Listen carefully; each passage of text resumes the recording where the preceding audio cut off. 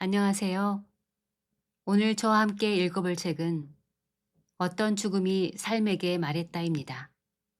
저는 이 책을 읽으면서 메멘토 모리라는 한 단어를 생각하게 되었습니다. 이 책을 지은 김범석 교수님은 현재 서울대병원 혈액종양내과 임상교수로 근무하고 계십니다. 출판사는 흐름출판입니다. 세상 모든 사람에게는 각자의 살아온 인생이라는 것이 있다. 사람들은 저마다 나름대로의 삶을 살아간다. 그러나 어떤 행로를 걸어왔든 종착역이 죽음이라는 것만큼은 모두가 같다. 다만 그 종착역에 닿는 모습은 또 각기 다르다.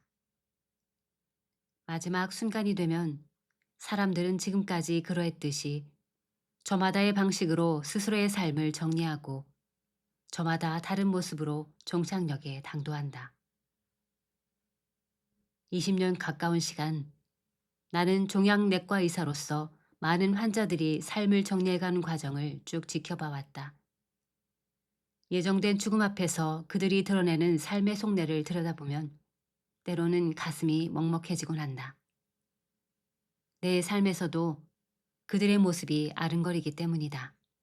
한동안 잊고 있었던 내 삶의 얼굴이 다른 이들로 인해 드러나게 될 때 거울을 보는 기분으로 내 삶과 죽음을 마주한다. 내 환자들의 삶과 나의 삶은, 아니 우리의 삶은 다른 듯 닮았다. 아마도 죽음 역시 그러할 것이다. 삶을 잊고 있을 때 떠나간 환자들이 들려준 이야기에 귀를 기울인다. 그들의 마지막은 언제나 나를 향해 묻는다. 언젠가 당신도 여기에 다다르게 될 텐데 어떻게 살고 있는가? 어떤 모습으로 여기에 당도하고 싶은가? 나는 그 질문을 받을 때마다 정신이 번쩍 들고 다시 한번 생의 감각이 팽팽해진다. 어쩌면 죽을 만큼이나 삶으로부터 가장 가까운 곳에서 살고 있는지도 모른다. 우리는 죽음만 잊고 사는 것이 아니다. 삶도 잊어버린 채 살아간다. 지금 이 순간 내가 살아있다는 것, 이 삶을 느끼지 않고 산다. 잘 들어보라. 삶을 잊은 당신에게 누군가는 계속 말을 걸어오고 있다. 우리보다 먼저 종착역에 당도한 이들은 지금 이 순간의 삶을, 주어진 시간을 어떻게 살아낼 것인지 묻는다. 이제는 남아있는 우리가 우리의 삶으로서 대답할 차례다. 파비우스 막시무스. 순리대로 갑시다. 순리대로요? 그게 무슨 말씀이신지요? 암세포 잡자고 독한 항암 치료는 하지 않을 겁니다. 증상 완화에 초점을 맞출 거예요. 파비우스 전략이라는 말이 있다. 고대 로마의 정치가이자 장군이었던 파비우스 막시무스로부터 비롯된 이 용어는 싸우지 않고 승리를 거두거나 혹은 큰 피해를 입더라도 결국은 이기는 전략을 말한다. 즉 승리를 위해 지구전, 소모전을 지향하는 셈이다. 지중해 패권을 둔 전쟁에서 카르타고의 명장 한니발과 대적해야 했던 파비우스는 한니발과 맞서 싸우지 않고 싸움을 지연시키는 소모전을 해나갔다. 그러나 로마는 정정당당한 대결을 높이 평가했으며 전쟁에서의 후퇴를 치욕으로 여겼고 한니발로 인한 극심한 피해를 입고 있었기 때문에 파비우스는 엄청난 비난을 받았다. 하지만 결론적으로 이 전략으로 그는 로마를 지켜냈다. 그리고 훗날 사람들은 그의 전략이 틀리지 않았다고 인정했다. 이길 수 없는 상대를 만났을 때는 무모하게 무턱대고 맞서 싸우기보다는 전략을 바꾸는 게 낫다. 이길 수 없다면 지지 않는 것도 방법이라는 말이다. 끝까지 버틴다는 정신으로 버티다 보면 때로 전쟁은 새로운 국면으로 접어들기도 한다. 종양내과 의사가 싸워야 하는 상대는 암세포다. 이 암세포는 노화와 진화를 거듭해온 굉장히 영리한 녀석이다. 스스로 유전자를 바꾸며 극한 상황에서도 생존할 수 있게끔 최적화되어 있다. 자기 생존을 위해 주변 조직도 스스럼 없이 파괴하고 이동하며 명확하게 탈바꿈하기도 한다. 나는 살아온 지 40년이 조금 넘었고 인류는 존재한 지 20만 년 정도 됐을 뿐이지만 암세포는 지구상에 존재해온 지 수억 년은 되지 않았을까. 그러다 보니 항암 치료로 손쉽게 없앨 수 있는 암도 있지만 무슨 수를 써도 없앨 수 없는 암도 있을 수밖에 없다. 때로는 이길 수 없는 상대가 되기도 한다는 말이다. 이때 지지 않고 버티기 위해서 몇 가지 갖춰야 할 것이 있는데 무엇보다도 중요한 것은 현실을 냉정하게 파악하는 것이다. 파비우스는 한니발과 그의 군대에 대해 정확히 파악하고 있었고 로마 장군들의 역량에 대해 냉철히 평가하고 있었다. 로마 장군들의 개별적인 역량만으로는 절대 한니발을 이길 수 없다는 사실을 파비우스는 일찌감치 알았다. 이것은 굉장히 어려운 일이다.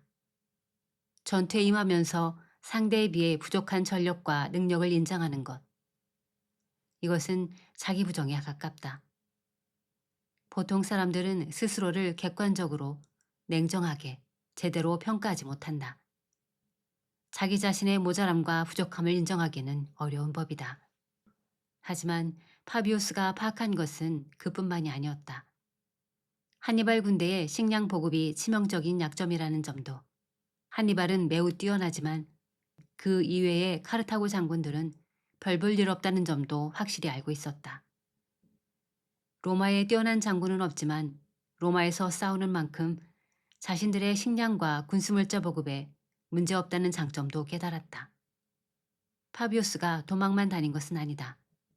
그는 카르타고 본국과 한니발 군대의 내부 사정에 대한 정보를 끊임없이 수집하면서 상황을 살펴나갔다. 상대의 다음 행로를 예측하며 때로는 한니발 군대보다 한 발 앞서 나가 기다리기도 했고 한니발이 없는 상황을 틈타 소소한 전투도 벌였다. 눈에 띄지 않았을 뿐 끊임없이 뭔가를 하고 있었다. 결국 그의 전략은 지난한 싸움 끝에 2차 포에니 전쟁의 승리를 로마에 안겨주는 원동력이 되었다. 나도 때로는 그 같은 전략을 택한다. 암세포가 싸움을 걸어오는 것처럼 느껴질 때가 있는데 그런데 종종 최대한 시간을 끌며 버틴다. 종양의 크기가 어떻든 간에 장기의 기본적인 기능이 유지되도록 하는 데 집중한다.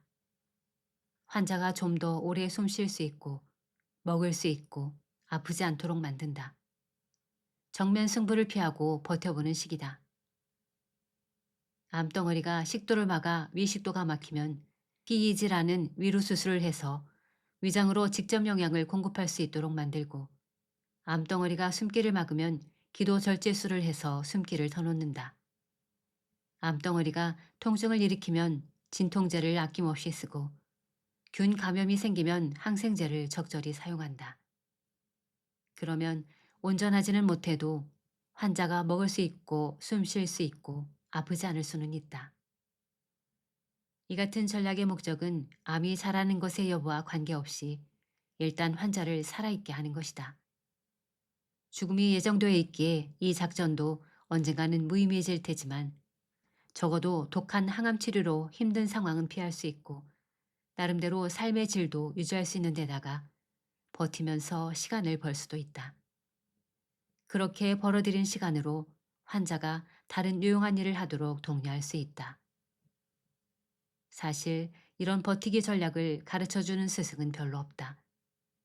이런 전략은 아주 오랜 시간, 아주 많은 환자를 보고 수많은 실패를 겪으면서 냉철한 시선으로 바라볼 때 비로소 스스로 터득하게 된다.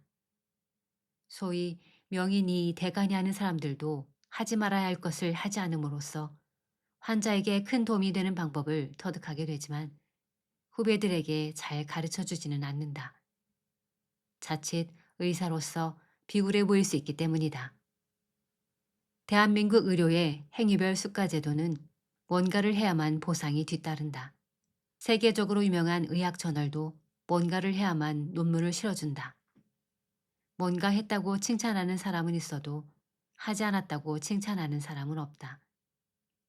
사람들은 승리에 환호하지만 지지 않으면은 환호하지 않는다. 결과가 예정된 죽음일 때는 특히 더 그렇다. 결국 대부분의 사람들은 이 같은 전략을 잘 이해하지 못한다. 종양의 크기를 떠나 최대한 증상을 완화하며 시간을 버는 완화 의료라고 불리는 이 전략을 좋아하지 않는다. 최신 표적 항암제가 2달의 시간을 벌어들일 때는 열광하지만 완화 의료로 동일한 2달의 시간을 버는 것에는 놀랍도록 냉담하다. 하지만 의사로서 그 선택이 환자에게 최선이라고 판단될 때가 있다. 그럴 때면 환자의 냉담한 태도나 비난, 내 선택이 비굴하게 비춰질 수 있다는 사실은 얼마든지 받아들일 수 있다. 과시할 만한 승리는 아니라고 해도 이기는 것만이 능사는 아니다. 지지 않는 것도 패배는 아니니까. 암 치료에 있어서 해야 할 것을 하는 건 못지않게 때로는 하지 말아야 할 것을 하지 않는 것도 중요하다.